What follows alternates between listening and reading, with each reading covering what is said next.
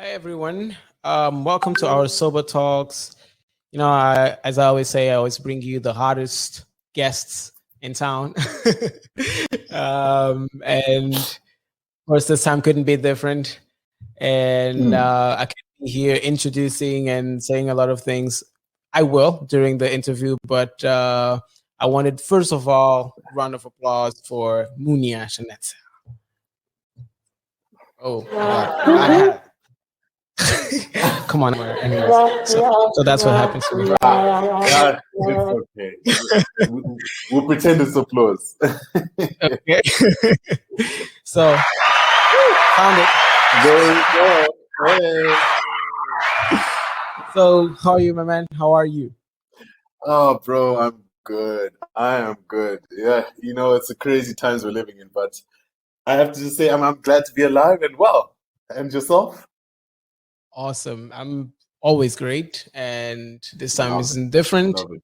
I want to thank you for accepting this invitation because so we met here in Angola, and I found like we were kind of sharing the same vision, the same purpose. We were same things, and that was like if you were a girl, I would say it was love at first sight. But Yeah, match so made in heaven. Soulmates.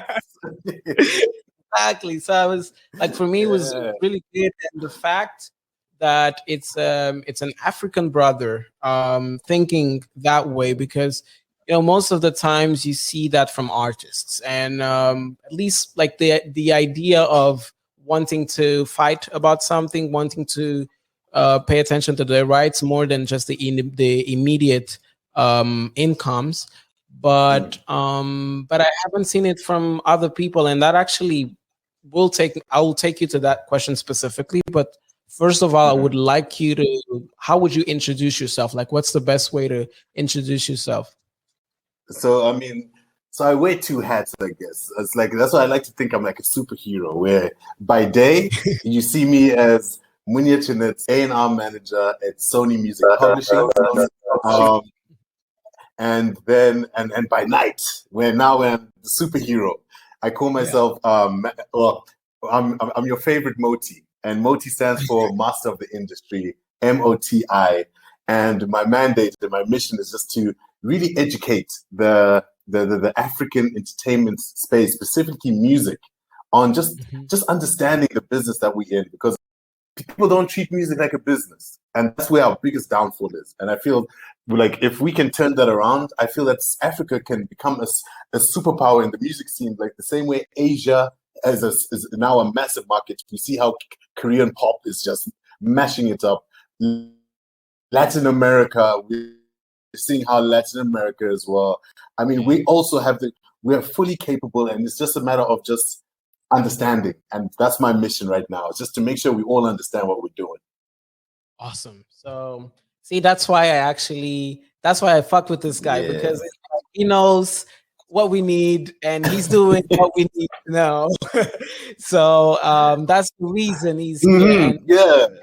And I want to use this platform and whatever I can to really talk to other folks out there, because I feel like we are at a time where African music has been gaining a lot of space. You have artists, African artists winning Grammys and stuff. So it's the time where like we can be explored twice. We need to come on. This time we need to do it differently. We can't let people colonize us again. We can't be colonized again like that. Nah. So, like, how did your interest in music start? Like, as I said before, most of the people would just go straight to being an artist, and then like if something didn't go right, then they would try to find others like for it. How did you get into that aspect, that business aspect of music? So the crazy thing with music is that I've always been people love music. Everyone loves music, but music has always held a very special kind of place for me, where I've genuinely always loved music from a childhood. I mean, I think I knew my name I never tried to be an artist, you know, as in karaoke, I can murder people. Karaoke, I'll show people what to do. But I know that in terms of trying to be a professional musician, that's not what it's about for me. But I actually even feel that sometimes, and it's so weird to say, but that the truth is, music and God is what has just led me, in all honesty. I've just kind of followed my instinct, and it's just led me in the right place. So, I mean, initially I started, I think close in 2007 is when I just finished university, fresh out of uni, and I went back home to Zim for some time. At the time, you know, things weren't very settled. And I remember my father just suggested I go to Cape Town because that's where my sisters were. They were like, you know what, go to South Africa, go stay with your sisters and see if there's work there for you. And basically, the job hunt, as usual, it's not easy. I remember getting a lot of rejection letters, and I was just like, and I had a marketing and advertising degree. So, you know, I kept on getting rejected. But, you know, I even went back home and I told my father, let me just join the family business. Let me join the family business, which is we're farmers. And eventually he was like, nah, I think just try one more time. And funny enough, when I went back to South Africa, to Cape Town again, I just decided, I said to myself, you know what, since I'm not finding work, I said, I'm going to become a DJ.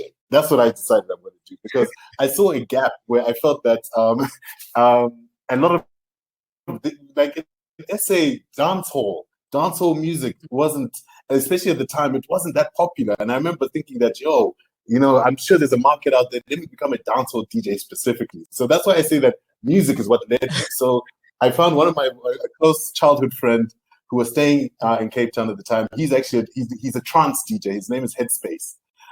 So I said, let me go to him and hit him up and learn how to do the things. So I hit him up that day. Not that day, I mean, whenever. I hit him up a little bit later. I went to his house. He's showing me all the stuff, all the equipment. He's showing me, teaching me stuff. I'm just like, okay, I see. And then, funny enough, his sister walks in.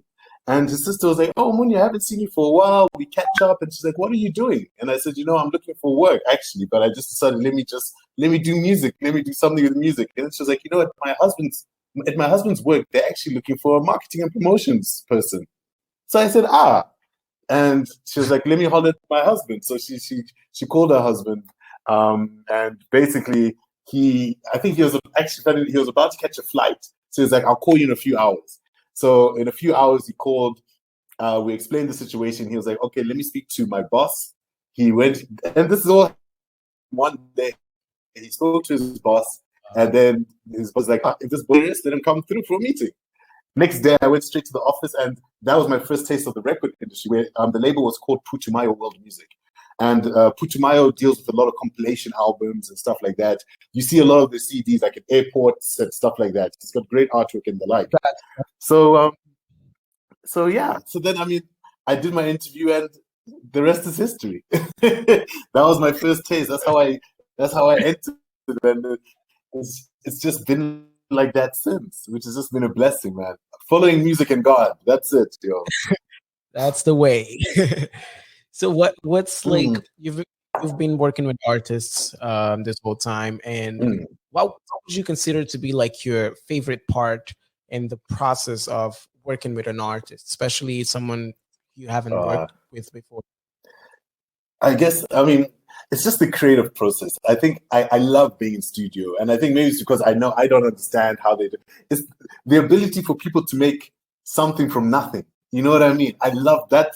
That for me is the thing that is just, it's amazing in that process. I can sit in the studio with people for hours. I don't mind being there, but just seeing that process where it starts off just with the first just like snares, and then it's just building, and it's building, and now you start seeing a whole picture. Then you add vocals, and I love it, man. That's my favorite part of the creative process. Nice. That's dope. Yeah, being in the studio, like, and artist is just, it's crazy. Like, it takes you out of your element, and you just, it's great. it's unreal, especially when it's good music, even better.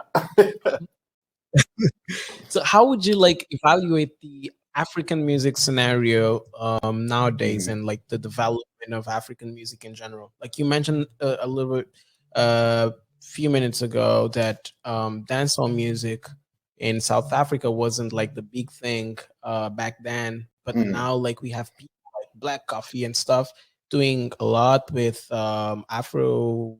Yeah. Yes. So how do you like, if you could write tell your own history of African music, like how would you describe the development of African music right now? Okay. I mean, I think it's very evident that, Africa is definitely like in the scope. The world's all of a sudden, Africa's become the new cool.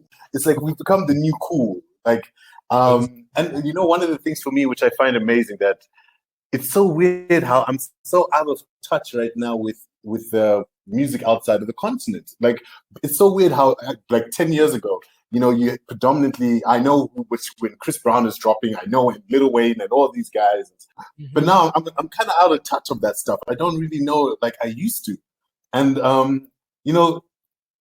Africa definitely, there's massive growth in the continent. I mean, the opportunity has also magnified. I think we've seen a lot of international companies also start entering the continent. They're setting up camps here. So that's already a sign that, hey, something is happening. It's definitely a clear sign. Yeah. And I mean, it's very funny. I was actually reading recently. There's a report that comes out called the International Federation of Phonographic Industry. They represent the recording industry worldwide. And basically, they released it, I think, beginning of this week. So I was just reading through it, and I'll even just read what it even says, that for the first time, the African region had experienced growth at 8.4%. And this was led by artists such as Burna Boy from Nigeria, who picked up a Grammy for the best global music album this month. So I mean, that's massive. 8.4%. It sounds small, but I think we were even less than 1%.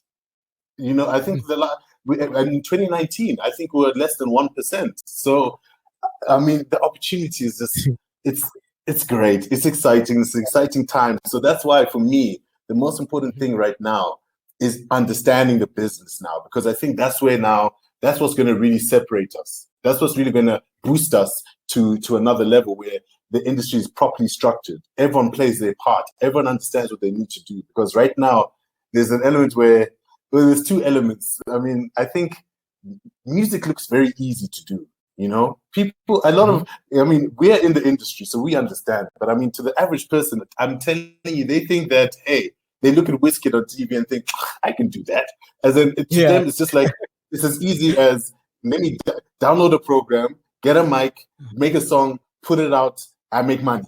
That's how people think it's that easy.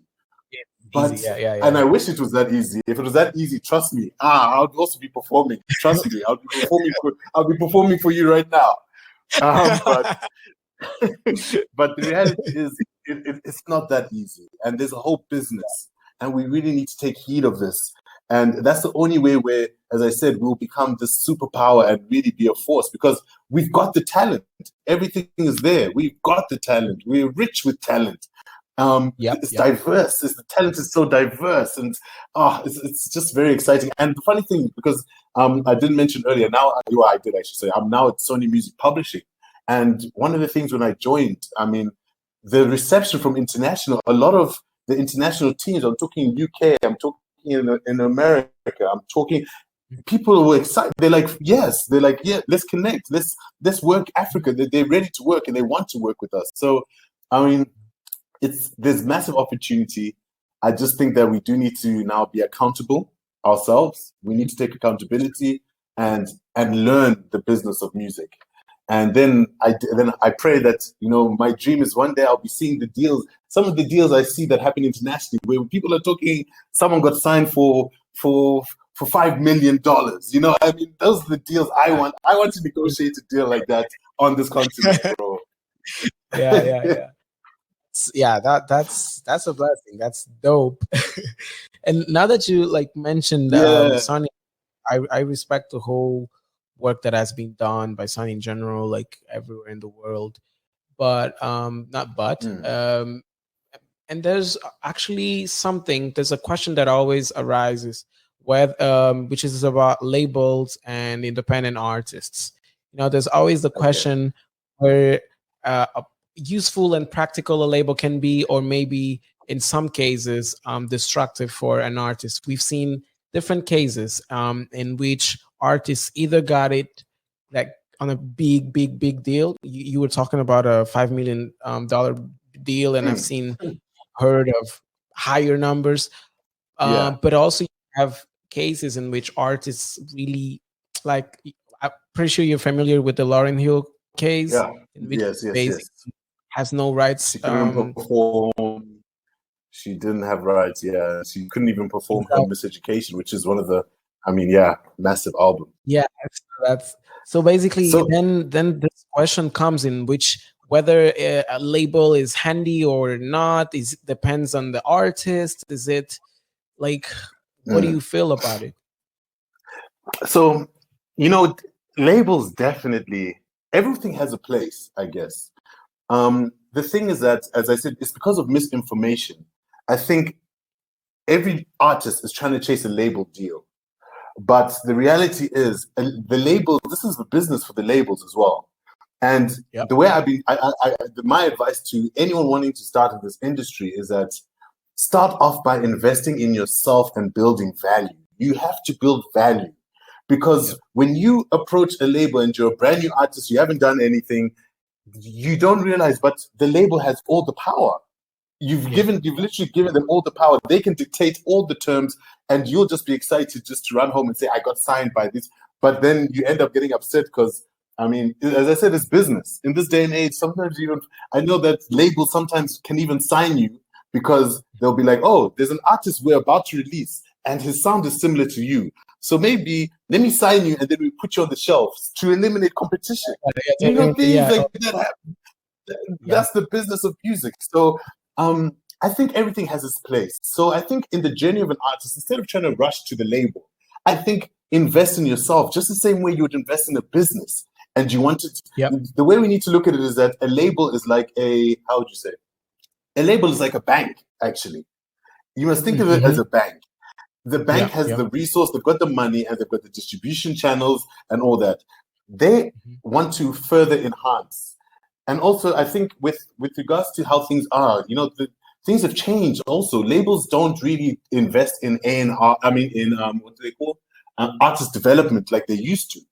Because of now the online world, the labels are doing A&R on the online space. They can now see, if you're an independent artist, that's where they're measuring. There's data, there's stats. You can look at views, you can see the streams, and then what they want to do is to further enhance what you're already doing.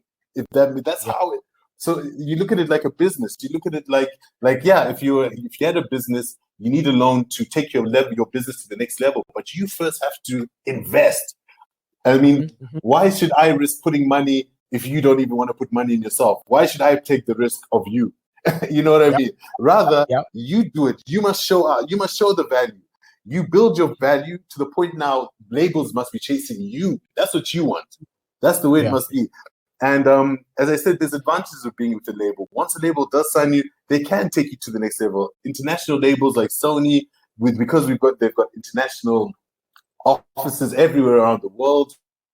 You can connect. You can all connect. This some really I wish I could share. There's some really dope projects that I'm even working on, and it's so exciting that these people are now within reach. You're just like, wow.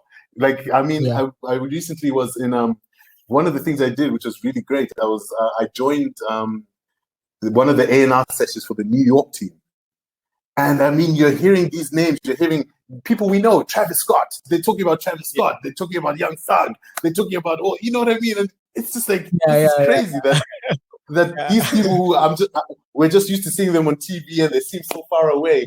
They're actually a few steps away now. Literally, a few phone calls, and you can even. It's amazing. So the power of the labels is that they can definitely further enhance, but they have to be able to enhance something that already has substance. And that's the most important thing for me. So, and because also I know there's been a big debate about owning masters. You must own your masters. I think Kanye West dropped his contract. I think it was last year. It was on Twitter and it was streaming. People were, it just now went viral. And stuff like that is good. But the thing is, people want to own their masters, but do you not even know what to do with your masters? Can you fully Can you fully exploit your own masters? Do you have the reach and the resource to do that yourself? And so that's why it's like you have to balance things. You have to be able to balance. If you have got all the resources, then go for it. But sometimes you do need to make a deal with a label, because a label can take things to another level. They know how to fully exploit, and I'm using exploit in the best way possible, but exploit the music and the brand so that you become global. You know what I mean? Yeah. So it's important not just to run saying, "Hey, own your masters, and then do what to them." They sit on your computer, and it's important to understand what you need to do. That's where the business comes in. You need to understand. That's what we do before we have the label. Like, we own everything, and we still broke. You see now. So that's my view on it. Build your own value, get the attention of the labels. And then negotiate the best deal you can, because now you have value. You can negotiate. You can set the terms of your own deal, and then thrive. That's a really nice point of view, because so I'm an entrepreneur, so I see that a lot, because I always teaching other entrepreneurs and stuff like that. So most of the times I'm teaching how to pitch their business. So most of the times are really like raw and very naive about the market. And you see a lot of cases in which people over evaluate their business, and they're like, they all want to be the $1 million businesses, but then they don't have any transaction. They don't have any traction going on, and it's just like he just believes that's big. I wish belief could turn into cash sometimes. Oh man, I'll be a millionaire right now. I will be there with Elon Musk and Bezos. Hey, exactly. Yeah, for real, bro. We so African music, again, still on the African music scenario. Okay. Let's go. First, we only had names like Akon and stuff going to US and Europe. I'm pretty sure represented us very well. Every time they could, they would wave the flag and everything. Yeah. And now you have more names, Definitely. and at the same time. My thing is, I'm gonna say it's development. Okay, I'm gonna say it's growth. Yeah. But a lot of people are saying as well that these type of artists, they need to go to these places in order to be listened and respected in Africa. And sometimes that's what's messed up. Like, do you think the African treating their kings as they should before hype? What's going on? I definitely understand that point, and it's actually very interesting. There was a project, one of my own projects that I was I'm still currently working on. But I was interviewing one of the I don't know if you're familiar with the Mautela Queens. They're this legendary female group. They've been in the industry for over 50 years, and one of them, Mam Hilda, is still she's still rocking the mic. She's still performing at the age. She's 86 years old. No, 76, not 86. She's 76 years old. And, as part of the thing that when I was interviewing her, I asked her the same question. And that's when she hit me with that verse. She said, just like in the Bible, she said, a prophet is never honored in their own city. And she was like, basically she was like, this is what happened to Jesus. It even happened to Jesus. So, I mean, this is what happens. Like, for some reason, it's like people wait, almost like it's like a sense of validation. Once you get embraced outside, then people want to embrace you, which the truth is, it is kind of fucked up. And I do wish it was different, that we really supported our own. And that's where you see the power of, I mentioned the Asian market. Look at Asia, Cape. Those guys, it's their own world. We don't even know most of the artists. Trust me. Exactly. They have their own world. It's sustainable. They're doing what they're doing, and they support. And even if I'm being honest, the reason why Nigeria thrives like the way it does is because that Niger people are just they're the most patriotic people on this continent. I feel they support their own, they love their own, and that's why if we're talking about, when we were saying, if we're adding the names of people, majority of them will be Nigerian. As in, when we were adding to Akon, when you're saying there's more names, the truth is, majority of them are Nigerians. As I said, the love and support that Nigerians have for one another, for the music industry, the results are there, and that's why they're going global. So I think it definitely is something that's there. I do pray it does change, and I think also sometimes, it's like, as a consumer, the consumers also need to start understanding that this is a business, and that, when people go into studio and they're recording, I'm investing my money, my time, when I'm creating the artwork. Like, we, as the consumer, instead of always, people think that music is like air, like it should be free. It should be free. Let me breathe. The truth is, music isn't. Music is hard work. Music is not only is it the physical, but even intellectual property, like what you're doing. And I think consumers also need to understand that how we support our artists is by buying music properly. You know what I mean? Let's pay a ticket. Let me go support by paying a ticket to watch them perform. Let me subscribe to these platforms and just buy the music properly instead of using these illegal platforms and sites. Let's stop sharing illegally. You know what I mean? As the consumer, that's the onus of the consumer. Once the consumer starts understanding that, wait, music actually isn't air. It's actually, this is business. It's an asset. It's just the same way. It's like this. It's just that we can't hold it, but it's like a phone. And the consumers need to understand that there's value to it. Pay the artists their due. Let's not try to change our industry. And let's do it. I mean, I think even in Asia, like, what's it, Tencent? They've got really great functionalities with these online platforms where, they have platforms, because streaming and stuff, the money from streaming isn't that big. But I think there's additional functionality where you can actually tip an artist. And I mean, I understand that that side in Asia, that's a massive way that artists are also earning money. Just because I love you, hey, here you go, here's bam, whatever, $100, $1,000, whatever.